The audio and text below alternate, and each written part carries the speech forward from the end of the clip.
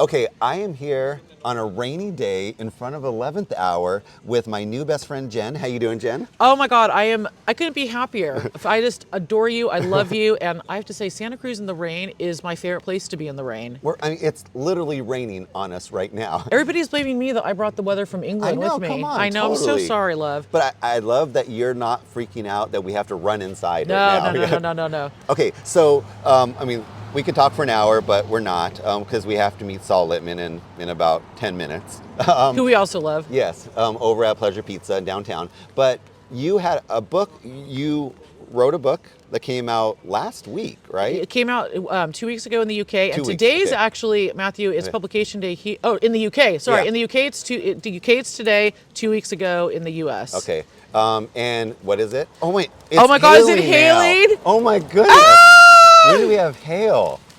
Oh my goodness. I can't remember last time I was in hail. No, I don't. And this is awesome. Let's keep continuing. Yeah, let's do it. Yeah. Okay, so here's hail. Okay, Love it. so it's about the Bangles. Yeah, it's the... Tell us about it. Yeah, so growing up in Santa Cruz, we did not have MTV, believe it or not. We had something called Friday Night Videos. Do they have Friday Night Videos in LA? I don't remember. I remember Request Video. Yeah. Which was, yeah. Jam the Box. Yeah. That's something else, Yeah.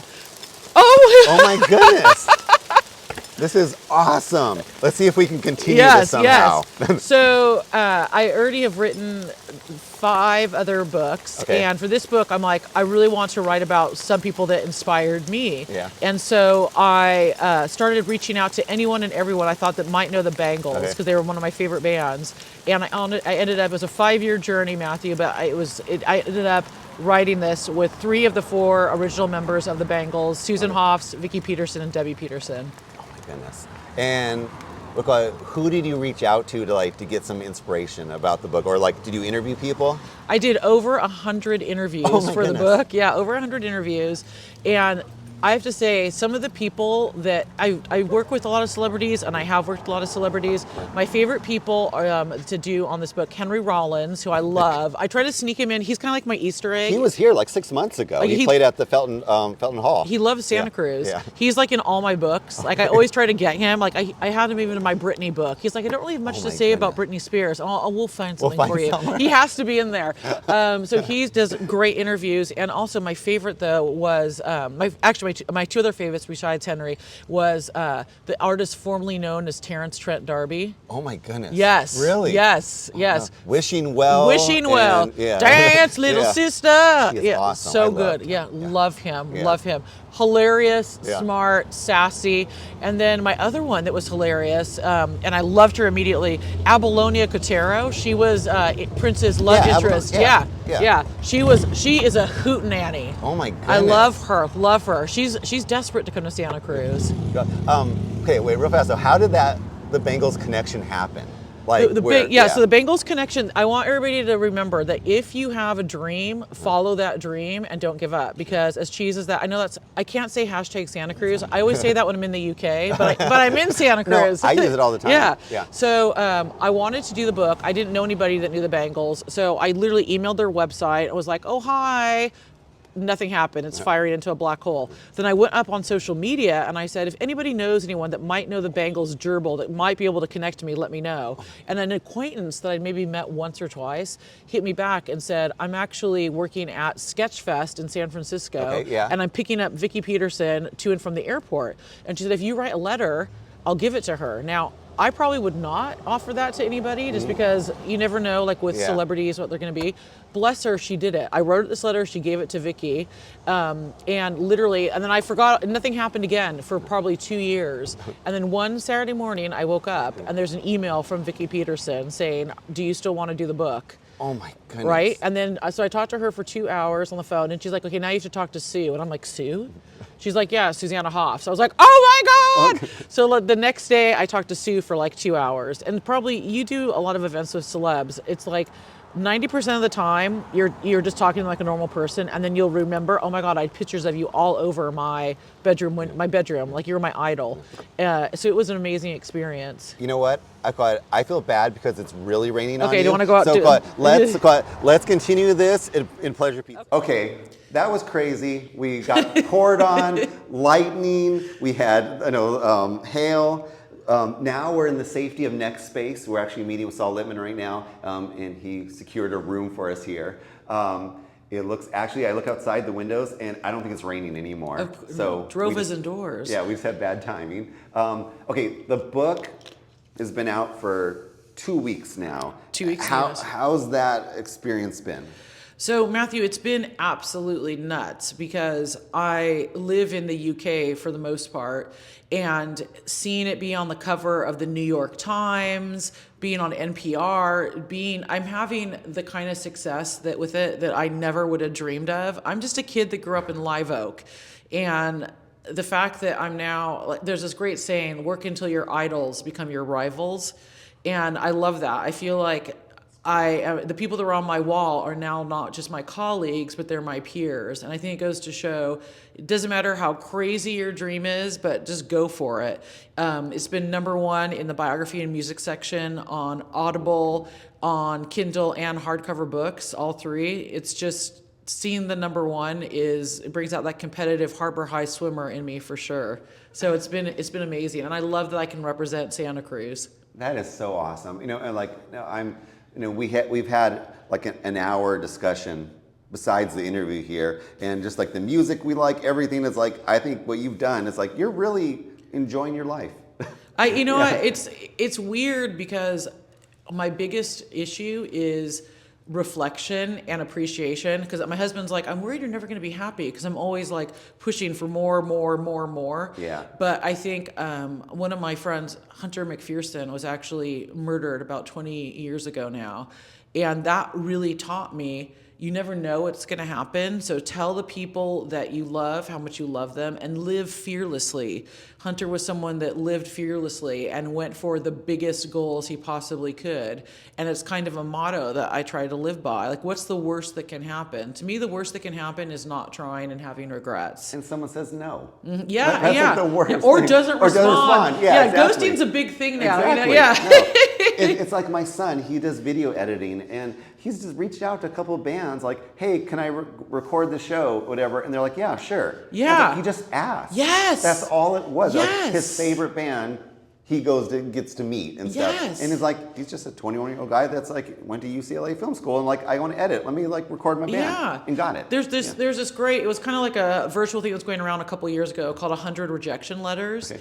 And I don't know if you remember that, but it's all like, if you try to put yourself out 100 times, you're not going to get rejected 100 times. Someone will say yes. That's a good point. So it's just keep on going and not giving up. And if someone says no, don't see it as, it's more like, that's good information for me. Yeah, that's not going to work out. I'm going to move on to something else. So that's been wonderful. Okay, so I want to find out about what's happening next, but first, so if people have not got the book, what's the actual name of the book? My book is called Eternal Flame, the Authorized Biography of the Bangles by me, Jennifer Otter Bickerdike. Awesome. So look it up. But if you want your own copy, just give a little hand emoji, some emoji in the comments with your name, and I will reach out to you and we will get that book for you free. Thank you for giving that to us. Oh my God, I'd love that. And I would love to personally sign it to whoever it is as well. Even better. So yeah, that'd be bonus. an absolute pleasure to do that. Cool. Okay, so what's next? I know you have many things that are next. Oh, bless you. Yeah, but what are the two things we discussed as the first one? What do you have? Well, I didn't say this, but I'm working with Mike Joyce, who's the drummer from the Smiths, on his memoir, which, if you're a fan of the Smiths, like, there was the Johnny Marr book, which I love Johnny, but it was a good biography. The Morrissey book, it was a Morrissey book. This Smiths book is amazing. It's hilarious. It's emotional. It is like you're right there in the van with them. And I know it's good because a lot of times after I've written something, I'll go back and read it again like months later and be like, oh, I don't know. I reread the pitch recently that I wrote a year ago, and I was like tears streaming down laughing. Like, you don't think of the Smiths as being funny, but it's four guys. Yeah. Four guys making it in a band. So it's an incredible story. I have that. I am honored, grateful, lucky that I'm getting to work with Richard Novak of NHS, Santa Cruz Skateboards, Independent Trucks, Thrasher, on his biography and the story there. It is probably the biggest privilege of my life because I grew up on the East Side. Rich was kind of like an outlaw rebel Santa Claus figure in terms of Not in terms of how you look, Noves, but in terms of just this iconic, legendary person that really shaped the values and the culture that I grew up in. So getting to work with him is a privilege of a lifetime. I don't think there's anybody almost more iconic in Santa Cruz than Rich Novak. Right? Yeah. And understated. We're living in a time right now where we are in Andy Warhol's era. Like everybody wants their 15 seconds, 15 minutes, 15 hours of fame. No, Rich Novak is the exact opposite. He is behind the scenes, pushing the people that are putting the business together and the athletes, and he's quietly not telling everybody, giving millions of dollars to Planned Parenthood, to all kinds of philanthropies. He's to me, a real hero. So I get asked all the time, like, who's your favorite celebrity you met? Who's your hero? My hero is Richard Novak. That is awesome. Okay, and then you have one more. Yes. So the other one that I'm dying of excitement is I'm working with Jane Wiedlin, who is one of the founding members of the Go-Go's, who recently got into the Rock and Roll Hall of Fame, on her memoir. And I don't want to give too much away, but the stories are just as good, better than you could hope for. So can I just give you a little taster? Yes, no, please, because I know the Go-Go's had amazing stories. Yes. Yeah, and if I think of anyone that has probably the most, it's Jane. Yes. So tease us. Yes, I'll tease you, child. Don't you worry. And I have to say, the nicest, kindest, funniest, most amazing woman, Jane Wiedlin. I will get on the phone with her and just gossip. Like, we're just like two old biddies. We're like the Golden Girls, really. You know what I mean? So this is Jane in a nutshell. This is, I think I could get the timeline slightly wrong, but probably like 25 years ago. Downtown LA is the hot happening area. And so Jane goes, she sees a penthouse in downtown LA, and she's like, okay, I'm gonna buy that penthouse. Only sees it during the day though, okay? So she moves in, she's like, wee, I'm downtown, I'm Miss Thing. Okay. It turns out to be the hotbed of drug activity. So there's like crack, heroin, cocaine, it's all going off right under her window. So when you said downtown in the 80s, that's what I was thinking, to be honest. Yeah, it's not a cute vibe. Yeah. So it's like entertainment for her, but she's traumatized by it, and she's like, I need to take things into my own hands. Jane is like maybe 5 feet tall, just to be clear. Super young at that. Yeah, she's a kid. Yeah, a kid. Yeah. So she goes and gets what you and I, of course, would do, gets a paint gun with red paint, and she will be like, do. Yes, looking out the blinds, okay? She sees a drug deal happening, she'll get the paint gun, and she'll shoot at the drug dealers and the drug buyers. Oh my goodness. But after she does that, she'll then bend down to her coffee table and do a line of cocaine herself. Oh my goodness. Living her best life, I guess. It's so good. She's just so raw and real, and like in this time when people are trying, my brand. Jane's brand is being human, and it's that's just gorgeous. One. Oh, that's one. Yeah. It's like story after story after story, goodness. like that. Yeah. That is okay. So timeline, is that like 5 years down the road we get this book? Is that ideally we're going to have it next year? Oh my God, that's soon. Yeah, I want it to be next year. I think Smith's will be next year. The Novak is like a movable feast.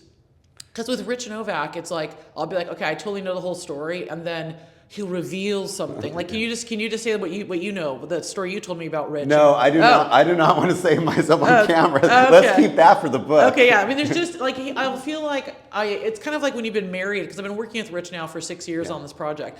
I'll be like, I know everything there is to know about Rich Novak, and then Noves will just like titillate me, like be like, ooh, and like tell me like something else. Like he just told me that Grace Slick from Jefferson Airplane / Starship and Grateful Dead, that she lived on 17th Avenue. Oh, yeah. So there's I think one thing about Santa Cruz is the culture that is evolving and creating now is part of, I think, a long history of this just being a locus, is that right? Loci? Yeah. I don't